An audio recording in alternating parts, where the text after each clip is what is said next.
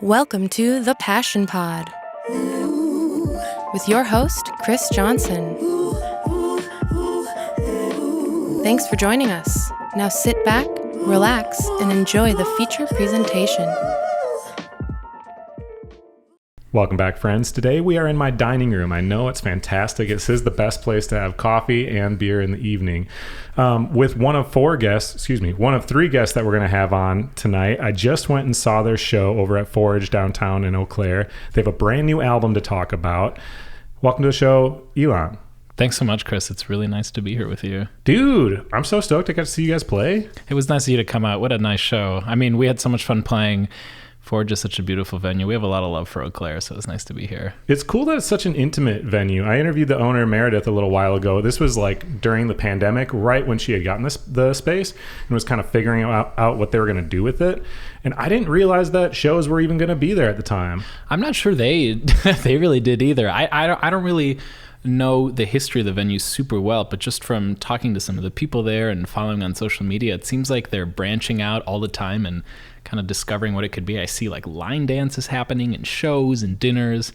It seems like a really cool space. Yeah, it's just like a community hub. And Eau Claire in particular, I don't know where you're from. I think, the cities? Twin Cities? I actually grew up outside Milwaukee.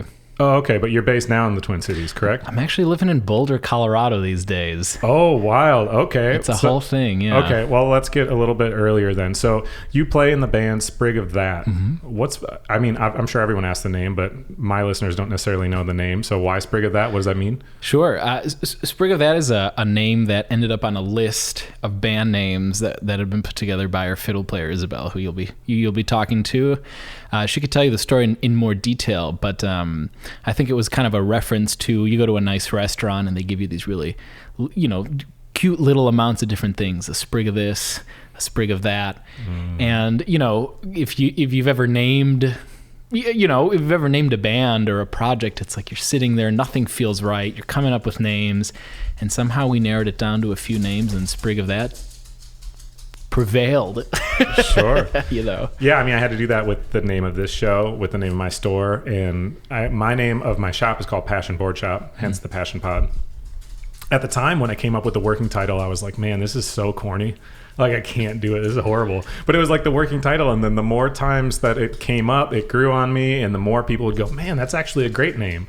And now, then you can look in, this is a tangent, but Thrasher magazine's like the main skateboard magazine. Mm-hmm. In the back, it has a listing of all the different like skate-around shops in the world, and mine's in there. And I look through the other names, and I'm like, dude, I have a good name. There's a lot of bad names for things out there. I feel like it's so rare that you name something and right from the get-go, you're like, this is a good name. I feel like you need to live with it for a little while. I think so. So let's talk the music, though. What part do you play within this band, and how did you find that instrument? Sure. I play guitar. I started playing guitar when I was super young. My dad played really casually, no disrespect to him or his playing. But I had a really great music teacher, elementary school music teacher growing up, who, if you've ever walked into a music store and bought like a how to play ukulele book, okay, odds are it was written by my elementary school music teacher. He's a musician very proudly from Milwaukee. And it goes by Lil Rev. His name's Mark Revinson, and he's like a Milwaukee and wider Wisconsin historian of Wisconsin folk music. And he played guitar, and I just thought he was the coolest. And that's kind of how it started. He encouraged me, and my parents were nice enough. I was lucky enough to get a guitar, and yeah. Did you take lessons and stuff outside of school from him, or from some kind of a tutor or something? Or did you self-teach a lot, listening to things? How did it work? Yeah, my parents found a teacher that my dad was taking lessons with at the time, who played classical guitar, the sort of guitar in the classical tradition. And I was lucky enough to take lessons from him for like 10 years. We got super close. I learned a lot from him, but pretty quickly I realized that the music that was closest to my heart was not the stuff we were doing in lessons. We were listening to the Beatles in the car, and I started discovering, the now that's what I call music CDs. I have an older sister, and I started to find hers, and the stuff that really stood out to me first was like pop punk. Blink-182's First Date was on Now 4, and I always remember like hearing that drum fill for the first time. So I started playing other styles of music, and at the beginning there, I was definitely, a lot more self-taught, taking these classical guitar lessons, but teaching myself drums, teaching myself electric guitar, starting to write songs. So kind of a mix of both, and I'm really grateful that I had the opportunity to learn from other people that I've had many opportunities to learn from other people that I'm really grateful for, but I'm also grateful that I had the interest and opportunity to explore a lot of that on my own.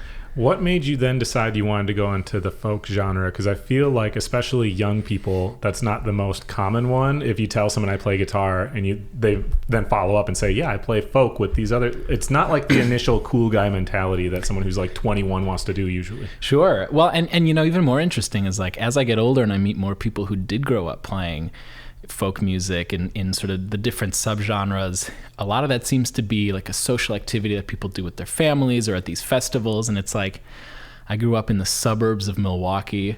My family's from Mexico. We're Jewish. Like, this is not screaming like American folk music tradition. Right. And when I got to college, there was a string band that was starting to form. And, I was lucky enough to study music at school.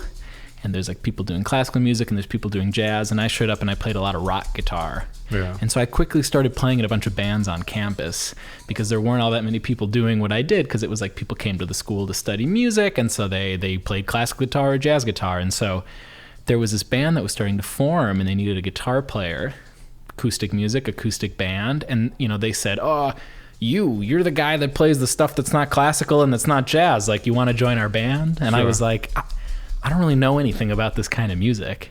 And they were like, well, do you have an acoustic guitar? And I did. So they were like, okay, well, whatever. Like, come join the band. And they started showing me music and we started playing together. And that really kicked it off for me. I fell in love so quickly with what I thought was that world of music. And the more and more that I played, the more people I met, the more places I went, and the more music I listened to. And, okay, they played on this album, that came out on this label. Just like the more and more I fell in love, and the more the whole world of folk music opened up before me, till I was like, oh, I'm in. Like, I'm going to spend my whole life trying to learn about this. So is that what the goal then was from that age? At what point did you kind of have the goal of, I just want to do music the rest of my life? Like, this is what I want to do as a career? That thought first started occurring to me, I think sometime in high school. Yeah. I was playing music all the time. My friends and I would get together and we'd record stupid songs in people's basements. We'd jam, we'd make music, we'd go to concerts. And at a certain point, it was like, well, this is everything I do. I'm writing music all the time. I spend I come home, I hang out at home and write songs. Wow, if I could do this as a career, what a gift that would be. And I remember, maybe this is something that I'm like projecting looking back on the moment, but I went to see the Arctic Monkeys Cool. at the Rave in Milwaukee in 2010 maybe. And I just remember sort of taking a little mental snapshot of one moment, kind of being in the crowd, being tossed back and forth, and just thinking like, this is it. Like, this is all I want to do. And if I get the opportunity, like, I'm going to follow that. Yeah, absolutely. What do you do for work on the side right now? Do you do some kind of supplemental thing? And how does that work with trying to tour and like promote an album, go and play all these different things? It's really hard to hold down really any kind of work.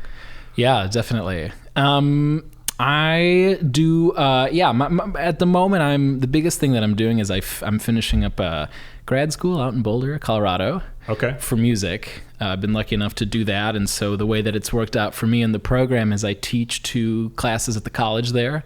For college students, I teach Introduction to Music Technology. Oh, cool. It's awesome. It's basically just like a songwriting class on the computer. And people come in and maybe they're music students, maybe they've been playing oboe their whole lives, but they've never written music, let alone on the computer, or they've never made music at all and they're a psych major, or, they've been making, beats, EDM beats since they were 12, and I get them all in the same class, and we got to figure out how to grow our kind of music skills and technical skills all at the same time. So I do that, and I gig when I can, freelance. I work for a record label out in the Twin Cities, freelance, and between teaching the classes at school and doing the different freelance works, I've worked in the phone room. I've worked for a PR company. I don't know. I need to tell you, everyone's got their goofy stories. Yeah. I mean, with the show, I make money from my show. I make money from doing art. I paint murals and stuff, and then I make money from my skate shop. But any individual one of them would be really hard to make a living exclusively off of. But if you can kind of diversify. But I also think when you're doing stuff like what you're doing, those things all really contribute to your music anyways, right? You learn a lot from teaching because you see what these other kids, their thoughts and their processes are. And a lot of times that can bring the creative juices working for yourself. I hope so. It's when you teach, or at least when I teach, you spend a lot of time giving advice to other people about music, and I it's always so much harder to take your own advice than it is to give it. But I spend enough time giving advice to these students that I think at the very least I have enough opportunities where I'm like, I should really do that myself. So I hope it does. I like to think that it does help. Gives you a little more self-awareness. So how would you describe your sound, and then how would you describe the band sound and how it kind of works together? Man, that is a deep question. My sound. Well, I try to play something that I love about playing acoustic guitar is what it feels like. Physically, and the moments that I like the most are the ones where I can play just with enough force that the instrument speaks. When you play an instrument, if you play too quietly, and I think we could all talk about this. This was something that we spent a lot of time working on when we were recording this album, but a big lesson that I've been trying to learn is, especially when you're recording, and I mean, this too, sometimes you play a little too quietly and it actually doesn't come through super well. The way that it sounds recorded doesn't exactly match with what you thought it was. So I think my favorite thing to do is to play at a volume that speaks really nicely and has a full sound, but still feels really soft. And so I try to play like that. I try to have a nice, pretty, what to me is like a nice, pretty sound. I've been influenced by a lot of these people that have like these kind of singing, kind of sweet sounds on different electric or acoustic guitar. And who would be an example of that? Sure. I think a really great one is, I'll give you my two kind of guiding stars on acoustic guitar has been, you stop me. One is a guitar player named Chris Eldridge. He's most well known for being a part of the band Punch Brothers. Another is a jazz guitar player named Julian Lage. They just play so sweetly. I know it's funny to use words like that to describe music, and then for me it kind of all comes back to John Frusciante, who's the guitar player in the Red Hot Chili Peppers. Sure. He's kind of who I'm coming from at my core. So yeah, I like to play thoughtfully. I do my best to serve the sound of the song, try to slip in little things here and there, a little comment here, a little comment there, dance around. And I hope that the way that fits into the group is that I can be supportive. I can step forward and fill space when I need to, but if not, I can kind of lay back and try to be supportive of the bandmates. I mean, I spend a lot of time listening to people, and the lesson I'm always trying to remind myself and teach myself is like the players that I love the most are the ones that when they're not in the spotlight, you're not thinking about them in a way, which is to say that they're just being as supportive as possible to the other people. I had a teacher once say something like, if you're playing with a good band and you stop playing, like you're playing the band, you're letting the band play, and if they sound good, like you don't even need to play, know? So that's a hard lesson to learn. It's really easy to get a guitar in your hands and think that you're special or cool or Eddie Van Halen or that you should play just because it's there, but it's the sort of thing I'm trying to remind myself. So that's how I hope I fit into the band. Yeah, I think you know do. What I mean? Yeah, I mean, especially at Forage where everybody was intentionally just sitting there listening rather than having a bunch of background noise. You could really play with the nuance of it and the contrast of like it going, fast, upbeat with everyone playing, and then all of a sudden it could be almost completely quiet and you're playing really lightly and it's just you and everyone can hear all of it. And I think it just gives a little bit different of an experience. But I'm sure it takes a little while to get to that point to like allow yourself to play in that kind of way. It's tough. It feels like it's, I'm always trying to get there, and I'm not sure how often I hit it, I mean, you hit it tonight. But so the new album is called Bloom. Mm-hmm. Let's pick a song from that we can play right now and tell me the story behind it. Sure. My pick is the first track in the album. It's called This Time Last Week.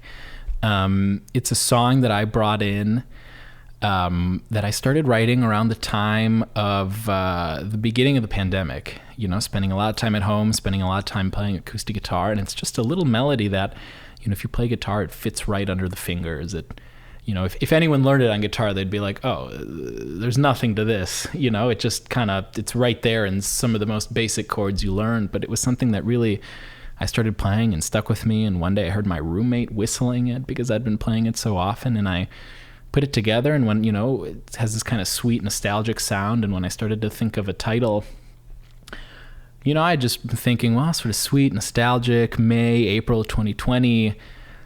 Spent a lot of time thinking about what I'd been doing at that time last year, that time last week, and this little phrase popped up, and I'm just so happy and grateful about how it went, and we were lucky that it ended up on one of the Spotify curated playlists about a month ago. Their indie bluegrass playlist. So I'm just grateful that other people have been enjoying it too.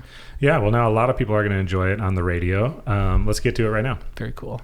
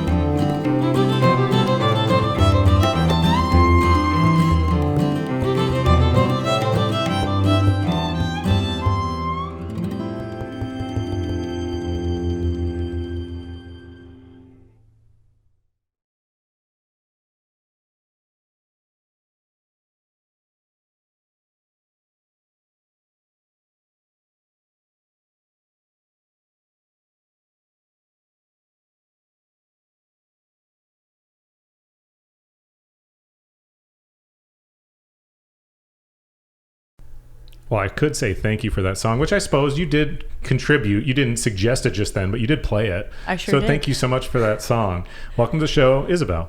Thank you. Thank you for having me here. Oh my God, this is the best time ever. Watching you guys play is like, you're so in sync.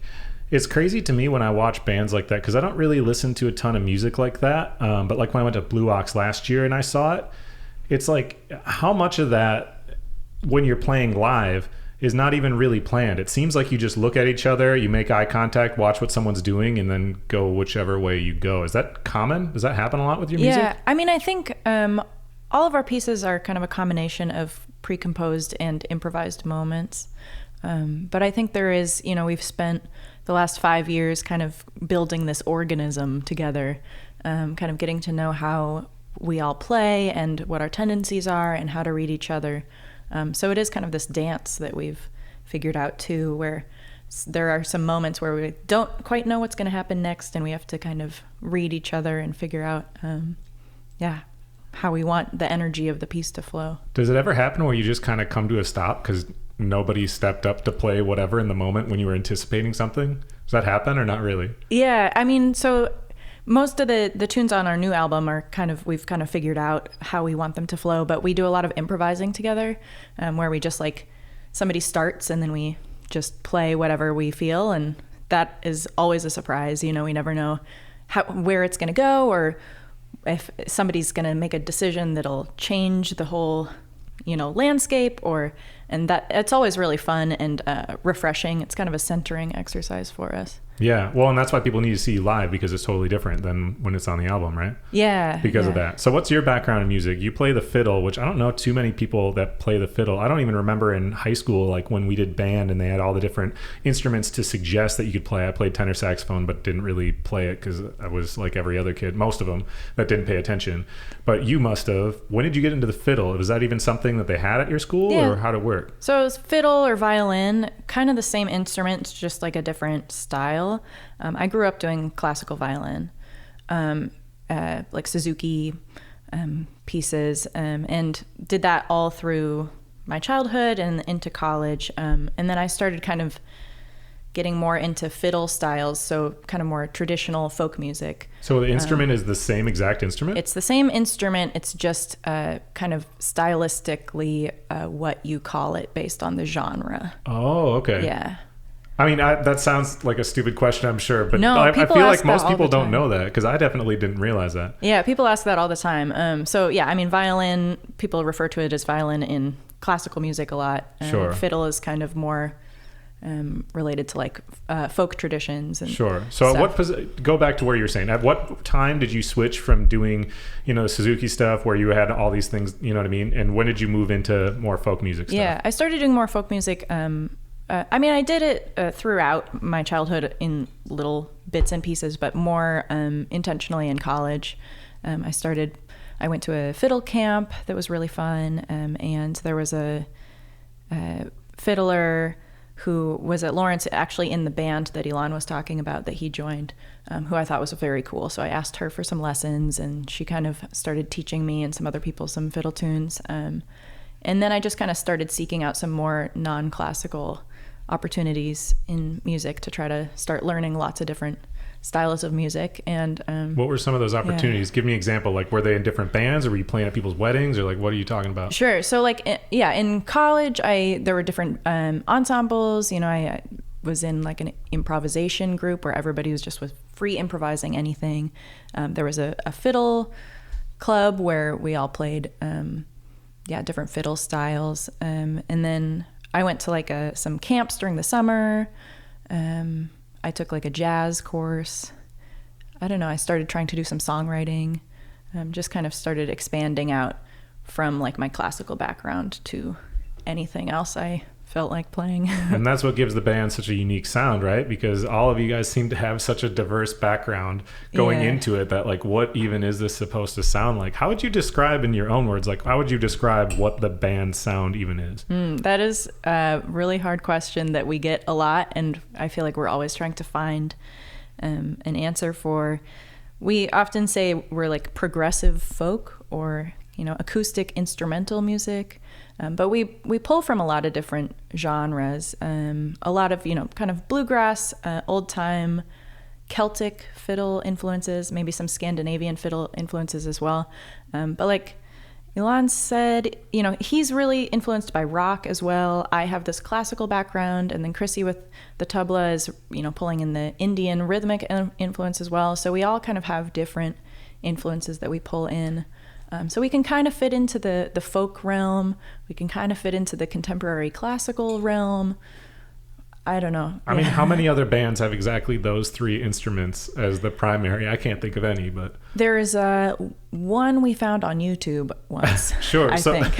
Okay, so tell me how the band actually is formed. I'm sure you get the question a lot, but still, how did you guys come together? Did you see each other each playing these different instruments in a college room or something, and you're like, you guys just look cool, and then you hang out? Like, how did it actually happen though? Yeah, Ilan and I met in college, and we collaborated a variety of different ensembles and stuff. And then we had met Krissy through a mutual friend of ours, and she was actually in a band with our friend. And so she came to our school, and they did a concert, so we kind of both met Krissy. And then Ilan and I both independently moved to Minneapolis after we graduated, which is where Krissy was living. And she reached out, was like, hey, would you guys want to jam sometime? Because she knew both of us. We had all kind of played casually. And so she was kind of the person that got it going. She wanted to explore kind of this folk genre more on the tabla, which is not as common. Yeah, I feel like the instrument itself is not common around here in general, but especially to go in that realm. So how long did you guys play together? Were you all living in Minneapolis at that time then? Yeah. How long was it that you were a band in the same spot where you could actually hang out and write this music before he just left? Right, yeah. Well, so we all got together as a band in early 2018, and then we were there for about 4 years, playing a lot, writing a lot, and then in the pandemic, we weren't able to rehearse we weren't able to perform as much. So we spent a lot of time rehearsing, which was actually really special. We just, got together, put masks on, and rehearsed a lot, wrote a lot of new music, and we had kind of all discussed that we wanted to move different places. So Ilan moved to Colorado. I moved to Portland, Oregon, which is where I'm from, and Krissy moved to Chicago. So two of you flew in for this, and then she drove from Chicago? Uh-huh. Well, thank you for coming to Eau Claire. Yeah. That was like quite the trip. Okay, cool. Yeah, but we love the Midwest, and we love coming back here. It's kind of still feels like our home base in a lot of ways. So how does it work then when you're continuing to try to write music and stuff? Do you guys hop on Zoom things periodically? Or I don't understand how you could play something where you play so in sync and play off each other. How can you do that remotely? Yeah, so a lot of the pieces that we're playing now are off our new album, which we mostly rehearsed and practiced together before we moved. Okay. Then we all scattered in 2021, right? Yes. And no. Yes. Sorry. That's okay. We all scattered in 2021, but that was right before we went into the studio to record. Oh, okay. So we had a lot of rehearsal time, and then we met up every month or so to make sure everything was fresh before the recording. And then since then we've met up every few months. Sometimes it's every month, sometimes there's a span of 3-4 months where we don't get to play together, but now we have those pieces that are also tight, Yeah, so you only have to practice a little bit, and then you can go right to a show, basically. So I heard you singing tonight, which I wasn't expecting, because I listened to some of the music ahead of time, and I thought it was exclusively instrumental, and then all of a sudden you're singing, and I'm like, I don't understand what you're saying at all. So tell me about why you sing on some songs, and what language were you singing in, and why? Sure. So we mostly play instrumental music, but that piece was called Adalet. It's in Turkish, and it's from our previous album, which was all pieces that we commissioned from Minnesota composers to write for us. Oh, cool. So that was one by a composer named Ilan Blanck. He's a guitarist and composer in Minneapolis, and he's from Turkey. So he wrote this piece kind of in the style of Turkish folk music, and he wrote the lyrics for it and asked me to sing on it. So I learned it. I don't speak Turkish, but Yeah, it was a fun experience. But you feel confident that you're pronouncing it right because he corrected you at least? Or? We had a lot of back and forths of, like voice memos. I'm like, okay, how is this? And, he'd correct small nuances of my words and stuff. But at least you were like confident when you went into recording that like the permanent version was correct. Yeah, and he said that I did a great job with it. So I'm like, okay. I did it. Tell me more about the album itself. You guys recorded it down in Nashville, correct? Who did you record it with? How long did that process take? And what was kind of the goal with the album? Yeah, so our new album is called Bloom, and we recorded it Sound Emporium Studios in Nashville, which is just this legendary studio. I think they've recorded everybody, Dolly Parton, Taylor Swift, but one of their more famous projects is they recorded the soundtrack for Oh Brother, Where Art Thou? Oh, cool. So that was really special to be in that space. And we went there because we were working with a producer, Wes Corbett, who plays banjo with the Sam Bush Band. So he was kind of guiding us with some arrangement help and in the studio and everything. And then our engineer was Dave Cinco, who's recorded pretty much all of our favorite albums of all of our musical heroes, Punch Brothers and Bela Fleck and Edgar Meyer and like all of the people that we look up to a lot. So it was really special to work with both of them. They've worked together a lot on a lot of different projects. So they had this kind of symbiotic producer-engineer relationship, and they kind of helped to guide us through the whole process. We were there for 5 days total. What gave you the confidence that you were ready for like to take that kind of stage and work with those types of people? It must have been kind of nerve-wracking to pull the trigger even to contact them, right? Yeah, it was something that we had talked about for years. Like, we want to make our debut big album of original music. And we had been creating it all, and it just felt like we had finally gotten to that point where like, okay, we're ready. Like, we've been playing together a long time. We feel really good about these pieces. And then Wes helped us kind of hone them over the course of like 5 or 6 months. We would send demos back and forth, and he'd be like, oh, this one's too long. This one, maybe try a different chord here, and he helped us kind of craft the specifics of the arrangements. But yeah, it was really, really a very special experience. And yeah, wouldn't trade it for the world. I'm sure once you got there, they made it comfortable because they know exactly what they're doing, and they've worked with plenty of artists, so they know how to kind of settle people in a little bit. But what was the goal with it? He had said that you got a song put on a playlist, but your kind of music isn't something that typically is like all of a sudden going to take off on the radio or even playlists. I don't necessarily think of that like, what do you do with an album? What was the goal? Because people don't really buy albums that much now. You know what I mean? Like, sure. Why did you want to do it so bad? Yeah, I mean, we love, I think above all else, like performing, playing with each other and playing for people and creating a space like the show you went to that it's just like a energy in a room, And so we really wanted to have an album that was a true representation of where we're at and, a good kind of, look, it's us kind of statement for our band. And I'm sure it helps quite a bit then when you're trying to book shows and festivals and that type of thing to have something that professional that puts out your best kind of work, so that way they can reference something like that. Exactly. Okay, well, let's listen to one of your best songs. What's the song you want to play right now from Bloom, and tell me the story behind it? Yeah, so I want to do River Song, which is a tune we wrote a few years ago for this series that a venue in Minneapolis put on. The venue is called The Warming House, and they were doing this little series celebrating the Mississippi River. So they asked all these different bands to write pieces inspired by the Mississippi River. So Ilan wrote some chords and a chart and was like, oh, okay, our gig's tomorrow. Here's these chords. Can you write a melody? And I'm like, oh, okay. So I wrote a melody. And it was probably like the fastest slapdash kind of tune we've written. But that was like the basis of it. And we're like, wow, that's actually pretty good. And it's evolved a bit since then. And so then we just started calling it the River Song because we're like, it's the song about the river that we wrote. And then like years go by, we've played a lot of shows. It's like, we're going to record it. We're like, oh, well, I guess now it's called River Song. So we never came up with another name, but it kind of feels like it fits now. And now it's one word, River Song. So. All right, let's listen to River Song.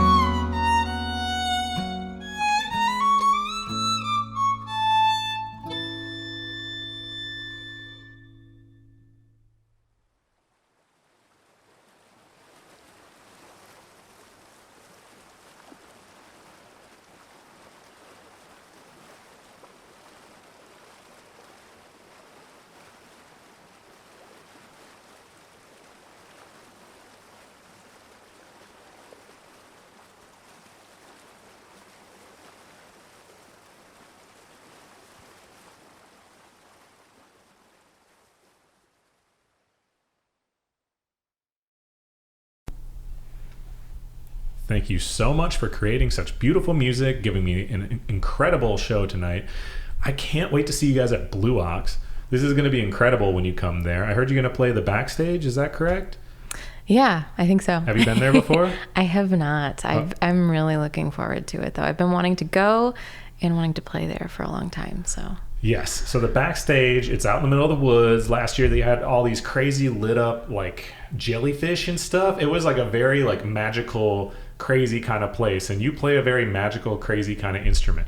Welcome to the show, Krissy from Sprig of That, who plays, I don't want to mispronounce it. Tabla?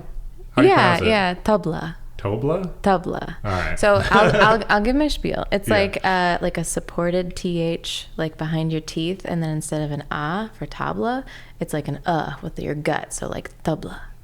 And it's Indian, correct? Yep. Do you speak it's North Indian at all? You know, I've been working on my Hindi a little bit. So if I said tori tori, that would mean a little bit in Hindi. but no, I don't really speak it. Okay, so how did you... I have to ask this one because I'm really curious about it. When you pick up an instrument like that there is not exactly a bunch of people to go to teach you how to do stuff, as you get better at it and you learn it, do you get imposter syndrome of like, do I even know what I'm doing? Like, do you ever question yourself in that kind of way since you don't exactly have teachers all around you to double check with? Yeah, you know, I did for a really long time because it's a hard instrument to learn. Yeah. And, you know, my guiding lights were very specific in terms of like who I was looking to in order to find like the genres that I wanted to play. But I studied with a teacher pretty regularly from the time that I started until now. I'm still studying. So I always have had like a connection with a teacher, and that's actually like a really important part of learning tabla in Indian culture, is that like the music education bit, like instead of like going to school and like, you know, being in band class and taking some lessons, it's like, you know, once you become serious on an instrument, you have the option at some point to go like really invest all of your time. Like some students will go live with their teachers, some students will go to their teachers every day or every other day. So that contact is actually really built into the culture. And I've taken on like a more Western approach in that like I take workshops and lessons, but from the time I started, I've always been studying with a teacher, at least the traditional classical Indian tabla playing. Wow. And my bad for saying Indian when it's Hindu. I always forget like what language they speak there, because there's so many different ones through a lot of those different countries. Even like Chinese, there's different dialects and stuff too. Yeah, you know, totally. And there's such a mix. But yeah, and a lot of those Eastern countries, the traditions are so much different than they are here. When I was in Japan, they do like a different kind of puppet show. It's like ridiculous to call it a puppet show, but I guess that's what it is. But it's a traditional form of theater that they do there, that the puppets take 3 people to be able to Is move it them. Bunraku? Yeah. Have you seen that? I teach Intro to World Music. Yeah. And that's like, we talk a lot about the theater forms in Japan. And It's Bunraku is incredible. really amazing. Yeah, and they have to study for such an extended period of time before that they're allowed to even like be one of the 3 people. Yeah. You know what I mean? I think Totally. it's like 10 years before you're allowed to be the person who controls the head. Like, Yeah. it was incredible. I went and saw it, like an actual performance of it when I was in Japan, which that's was amazing. Yeah, it was awesome, except I wasn't dressed up when clearly this was like something you're supposed to. Oh no. Yeah, but I mean, I was the only white person there, you know, but there was all these older Japanese couples clearly on their anniversary dates and stuff, because it was Yeah. expensive, like going to it, and it was incredible. But yeah, with the different culture, they, you know, the I guess thought process behind it, I guess they teach it just so much more like sacred what it is. You know what I mean? Like they take things so much more seriously when whether it's an instrument or whatever else, than a lot of times we are here. In America, a lot of times it's kind of like, well, this is just your job, or this is just a hobby. A lot of times if you have something people consider a hobby as a job, they laugh at you, such as music, like that's not a real job, right? But in other countries, a lot of times it's different. It's like you give your whole life to what this thing is. So how did you develop a different sound then with that instrument than just what the traditional like Indian music would be played with it? Because that's not what you're playing. So how did you find your sound with it? Yeah. So, you know, when I first started playing tabla, I started with all of like the traditional compositions, and that's still actually a lot of what I practice. And then I kind of slowly started playing tabla with other people. And it was interesting because I kind of had this ear for like what I was learning on the instrument, but then I also had an ear that was very much like coming from the Western music standpoint, whether that be, you know, like pop music or classical music or whatever. And so, you know, I felt like I had a lot of skills as a musician, and those felt advanced. But, you know, when I started playing tabla when I was 20, and so kind of starting out in like a almost like younger place learning tabla, and then trying to like blend my musicality as somebody who had already been playing music for a long time, and then being newer to this instrument was just kind of something that I was wrestling with all of the time. That and just like listening to a lot of music and a lot of what I loved. I had the melody of rhythm is a huge influence for me in terms of like sound and ideas for collaboration. It's this album with Bela Fleck and Zakir Hussain and Edgar Meyer. They did this triple concerto, which was really amazing. But the stuff that really blew me away was the trio stuff, because they're just like in conversation the whole time. And I was just so in awe of that album, and still am. I still love it. Yeah, and so that album was really like a North Star to me for a long time. When I was in school, I had only been playing for a few years, and I remember transcribing those tunes to play on my recitals. And I was just like, you know, like reaching for it, like really grasping for how to do that. Yeah, I mean, I feel like because you don't have a lot of references to look at when you're trying to, you know, because the instrument is played, like you said, you do some of the traditional ways of using the instrument, but the instrument can make a lot of sounds and can be played in a lot of different ways. So when you're trying to then all of a sudden play with a guitar, which that instrument typically doesn't sit there and play back and forth with a guitar, and then all of a sudden you bring in a fiddle as well, I feel like it would be really hard to like pull away from what you know of with the instrument to try to like move in a direction that works with what the other instruments are.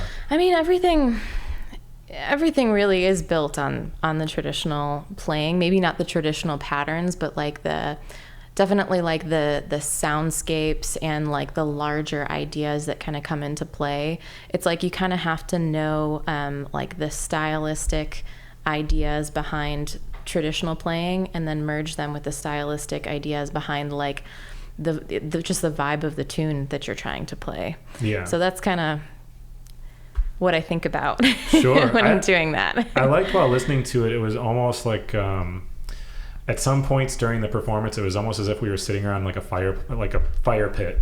You know, it got all quiet while you guys were all like not chanting, but it felt like it when the instruments were kind of communicating in the way that they did. I do wonder though, how come? Why do you have some singing but not much of it? Why isn't it just an album with no singing at all versus, or is the new album exclusively no singing? The new album is all instrumental. Oh, okay. Yeah. Sorry, just because I had heard the performance, I was confused. I was like, but I thought I listened to the whole album and I don't recall having. So, and then the other question would be, how come you don't have any on this one then? Yeah. You know, I think our sound initially really emerged from like these conversations we were having as instrumentalists, you know? Yeah, I think we added that in a little bit later on in our development, like after having played for a couple of years. But I think when we were thinking about like our debut album of original music, we were like, this is like kind of the foundation of where we're at and what we're about. And I think we've definitely had conversations about moving towards a little more singing, but yeah, I think the instrumental ideas really feel like the foundation of Sprig, at least for me.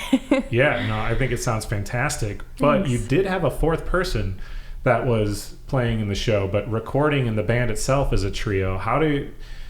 Does Isabel just play multiple instruments then, like separately in the recording process, or how did that work out to have the cello, like, because is that on the album, right? Yeah. We actually brought in a cellist for a little while for a few of the tunes. 3 of the tunes on the album have a cellist. We brought in Olivia Dirks on cello. So it's one of those things where you're kind of like on the radar of maybe we can have a cellist come in at some point and join the band officially.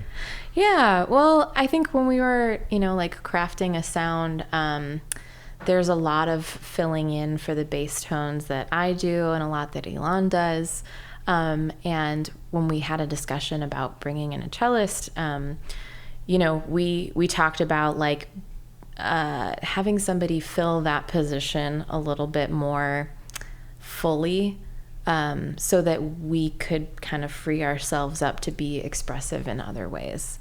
So I think it felt really nice to have cello in the mix because just the ways that we were able to interact, we didn't have to like worry about holding something down or holding down the bass or worry about, like making sure that those grounding low frequencies were present all the time, because we had somebody whose job it was to do that. Right. Yeah. So it's kind of perfect. You just have the artist feature then on the album. Mm-hmm. So how does it work when you're trying to play shows? Because if you're in different cities and you don't have somebody specifically lined up, do you just have a network of them available to text in the meantime of like, hey, I'm going to this city, somebody down? Like, how does it end up working out? That would be a challenge, right? Yeah. I mean, living in 3 different places across the country is already a logistical challenge. Right.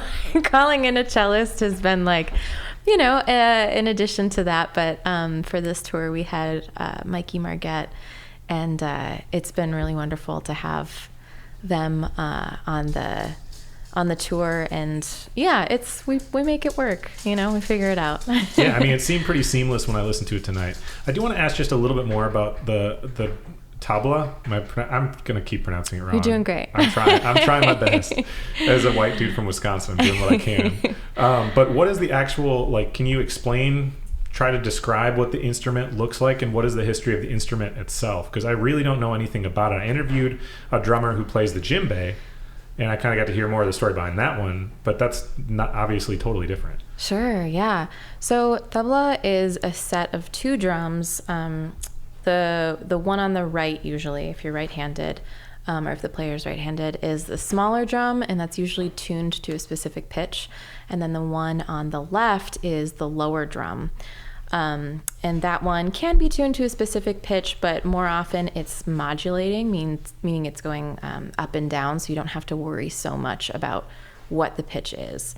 And they're a really, I think, beautiful instrument. You can kind of see that they've got like straps surrounding them with like tuning pegs kind of coming up from the top of the head all the way to the bottom. When I have a tuning hammer that I use to kind of pound down the pegs to make bigger changes in the note, and then I can pound down around like the rim or the braid to make smaller changes. And so, tabla is an instrument of accompaniment, and it's very common in Hindustani music, which is music that comes from the northern part of India, and specifically North Indian classical music. So if you've ever been to a classical Indian music concert and they were playing Hindustani music as opposed to Carnatic music, which is from the south, you might have seen tabla being played.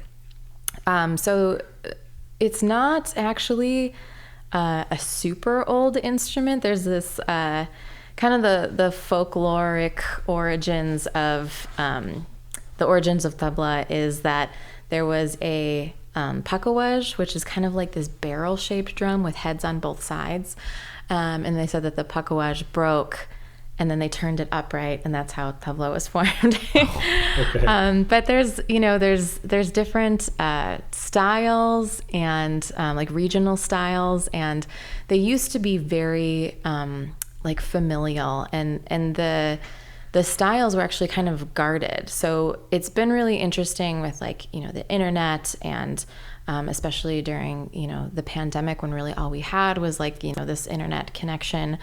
The way that information has changed in terms of how it's been disseminated, because it used to be more protected. It used to be like, you would pass down that information to people in your family or people who were close family friends.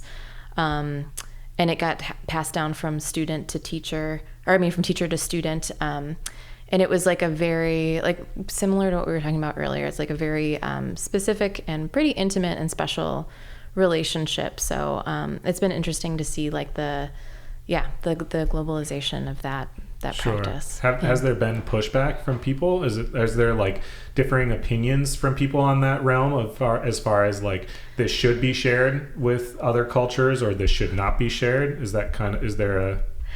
Yeah, I think there is. I've seen different tabla players in different contexts kind of, like stepping into, like being careful about what you post on the internet, or I think like being afraid of like the information that's being shared being, like misconstrued in some way. And yeah, I've definitely seen tabla players being protective of it. And then I've seen other tabla players who are like, this composition comes from this style, this composition comes from this other style. So it's definitely been a mix, but I think like the power of the internet and sharing information these days is pretty hard to compete with. Like that it gets spread. And I think when you get to some of the higher levels, it's like some of those compositions are a little bit more protected, and some of those practices are a little bit more protected, and I wouldn't necessarily say kept a secret, but some of the more general knowledge, I think, is what is being spread. Yeah. Well, and I think things are supposed to evolve over time anyways. I had this conversation with this traditional Korean drummer, and she was talking about how, the drum's supposed to be played in, certain ways and whatnot. And we had slightly differing opinions on it. But my thought process on it anyways, and I guess I am going on a little bit of a tangent, is, an instrument may have been created in a certain culture and for however many years it was used in a certain way.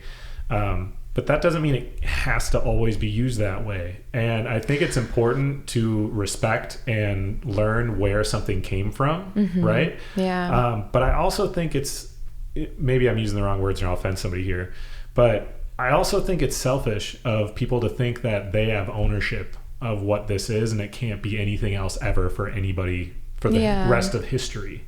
I think it's supposed to evolve over time. So I like being able to listen to what you're playing and seeing it in a different way. It makes me have more interest too in just looking at the instrument to see the other ways it's been used. But I like seeing it used in a different way.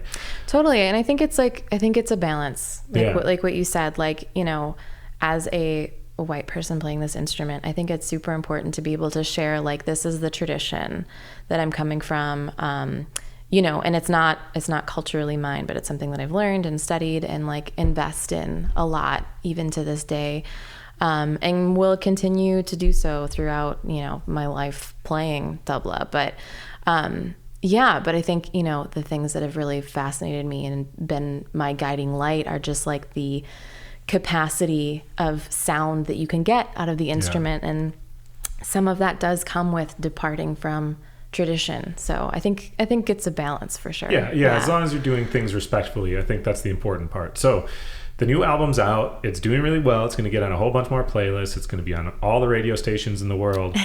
What are your goals now? What are you hoping to accomplish now? Not just the album, but like moving forward. You're living in different places, so are you going to keep playing a lot by yourself? But like, what are you trying to do right now? That's a good question. I love touring.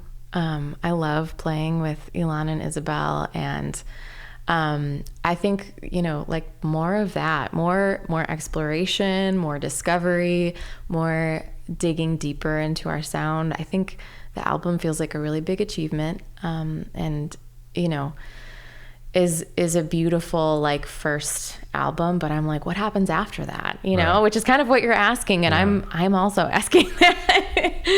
I'm excited to find out, and I think the way that we do that is through continuing to play together and continuing to write together, and I think as we all grow too as individual artists, it's like Ilan is in the middle of, at the end of his graduate school program for composition. And I'm like, wow, like I'm so excited to see, what comes from what he's discovered in that. I've been doing a lot of like improvised music and working on a solo set. Isabel has been digging deeper into like Scandinavian fiddle styles more recently. And I'm just like, this is like we have to figure out what that's going to be like, you know. It's like Yeah. we're all changing all the time, and I'm really excited to continue growing with them. Yeah, now it's time to fully dive in. You have this thing, this album, Bloom, which you can find everywhere, that is going to be taking you all over the world because it's incredible, and anyone who hears it's obviously going to want to bring you there. So hopefully you can find time in your busy schedules to get to those places. Let's pick another song from this album. What song do you want to play right now? Give me the story and give us our little farewell. Sure, yeah. So the tune that I'm choosing is Kiranaka. And Kiranaka is actually named after a series of sounds that I play in a traditional tabla composition. So one of the special things about tabla is that it is a oral tradition. So everything that I play on the instrument, I can also speak on the instrument. And so there is a composition that I played all of the time that I really loved. And I was like, I wonder what else this composition has inside of it. And so I started pulling out like accent patterns and kind of more like melodic and harmonic ideas. And that's how the tune Kiranaka formed.